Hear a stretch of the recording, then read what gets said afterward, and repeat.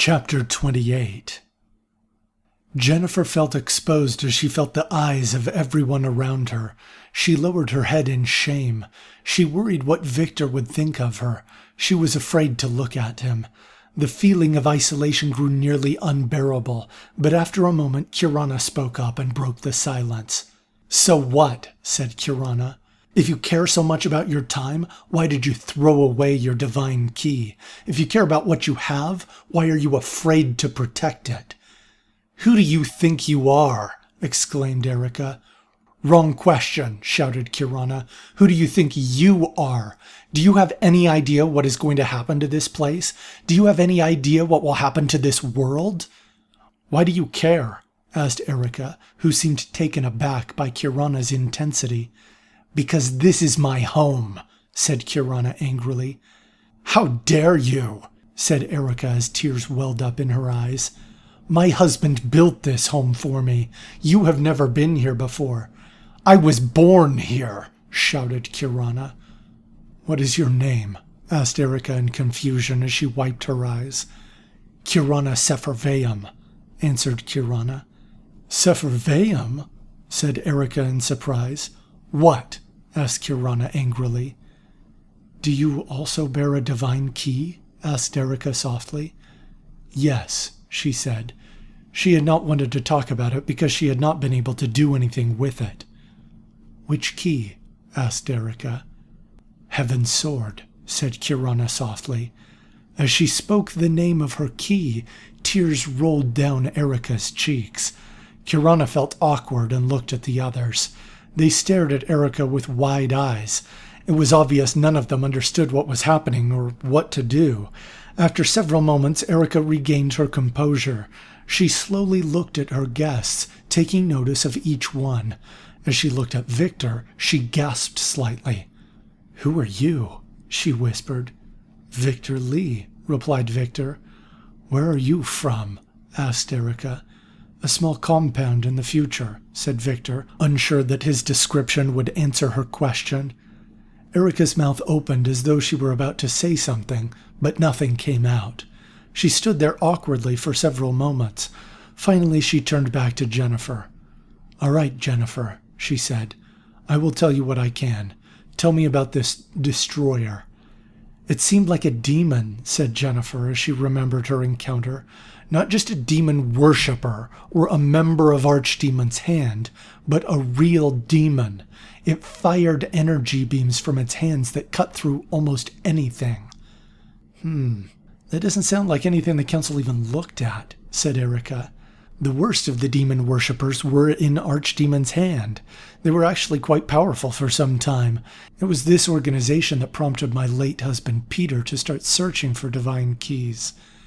"Charon 17 was aware of this organization," said Row 82.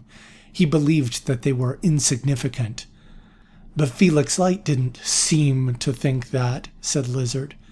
"Felix Light?" asked Erica. "He was one of them." "Wait," said Lizard. "You couldn't possibly know about Felix Light. He lived hundreds of years in the future." "Maybe the name was reused," suggested Lucas. "He worshipped a demon of intense speed," said Erica. "He was a very difficult opponent until Max Gray joined the council. The space key allowed him to teleport, which trumped Felix's speed." "We had a similar situation with Lizard," said Jennifer. Stephanie got out her tablet and typed. "What about Sarah Hawkins?" asked Stephanie through her tablet.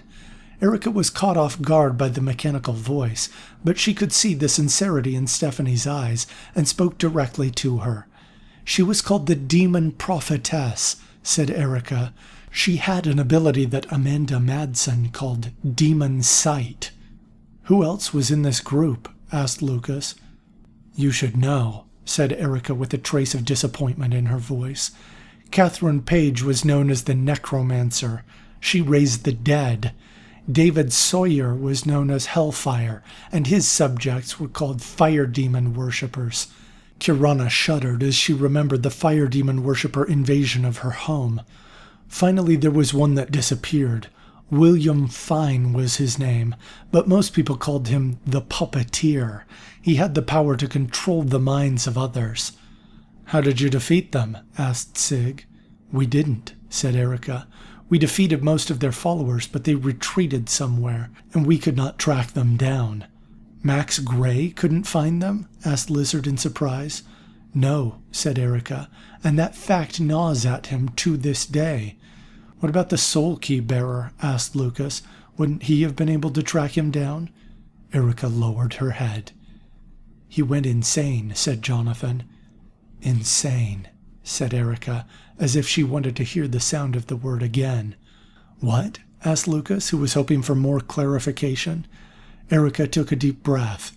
Jennifer was surprised by how patient and calm she seemed, particularly after how unhelpful she had been when they had first come in. He fell in love with me, said Erica sadly, but I was already in love with Peter Kingsley. I didn't want to hurt him, but he got so angry when he saw Peter. At first he just used his key to escape reality, but he spent longer and longer periods of time unconscious.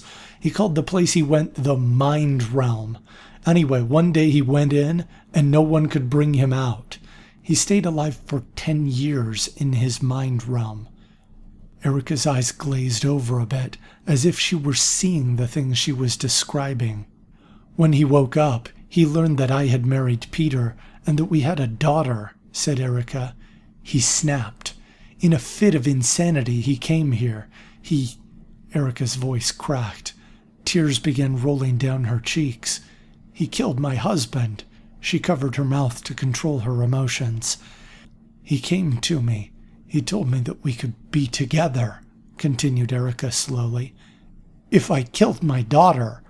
Of course, I would not tell him where she was, but he read my mind. No one made a sound as they listened to her tragic story. Kirana felt guilty for having shouted at her. I told him I wanted to be together right then, she finally said. He wanted to believe me so much he didn't question it. I threw a knife and it stuck into his chest. She paused again and wiped her eyes and nose. I knew I had to kill him to save my daughter, said Erica. But the man was insane. He didn't even understand what he did was wrong. He didn't intend to betray us. As Erica talked about Joshua's intentions, the memory of Aaron Pratt's prophecy returned to Jennifer. He had told her about 3 traitors, one who had good intentions, one who had no intentions, and one who had evil intentions. She felt very strongly that Joshua Beckman was the one with no intentions. Her eyes slowly drifted over to Row 82, who watched Erica without sympathy or concern. She could not help but wonder whether this was the one with evil intentions. After all, Stephanie had the key of prophecy, and she was worried about him. I couldn't stay in the council after that, said Erica. I just couldn't. What do you think happened to Archdemon's hand? Asked Row 82.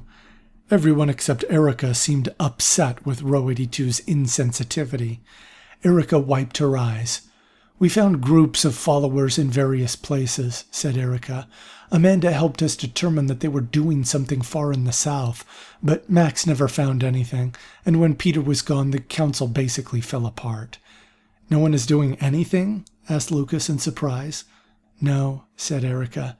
Drew Baker, the Heaven's Shield key-bearer, tried to lead us. No one really liked him, though, at least not the way they liked Peter.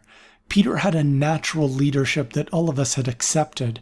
With Drew, everything is forced. Max runs around doing his own thing, and Amanda follows Max. None of us ever took Aaron Pratt seriously. Erica choked slightly. Even though he tried to warn us. Jennifer remembers. Yes, said Jennifer sadly. He talked about the council being betrayed. His problem was that he would also talk about the world turning blue and the moon being cut in half but staying together, and that he needed to use the toilet all in the same sentence. No one took him seriously. Timothy Young handles the hospital he built around his shrine, said Erica. He was the last one. Timothy Young? Asked Sig. I wonder if he's related to Daniel. Who's Daniel? Asked Erica. He's our healer, said Sig, and he bears the Heaven's Breath key. I see, said Erica. Actually, said Sig, he is not with us because he was investigating a plague up north. Have you heard anything about it? Plague? Asked Erica. There are rumors of a sleeping sickness. Perhaps Timothy could help. Let's head to the healing shrine and find out, said Sig enthusiastically. Erica smiled softly. Sig's enthusiasm reminded her of Peter. Thank you, Erica, said Jennifer softly. Erica nodded. They began walking out. Erica grabbed Kirana's arm as she was turning away. Kirana, said Erica. She turned. Be careful. It is a difficult burden to wield Heaven's sword. Kirana nodded and turned away, although she was confused by Erica's concern. After all, she had been the one to shout at her. Erica had only calmed down and given them information when she learned Kirana's last name. She decided to ask Jennifer about it later. Soon they were all inside the van and heading toward the healing shrine.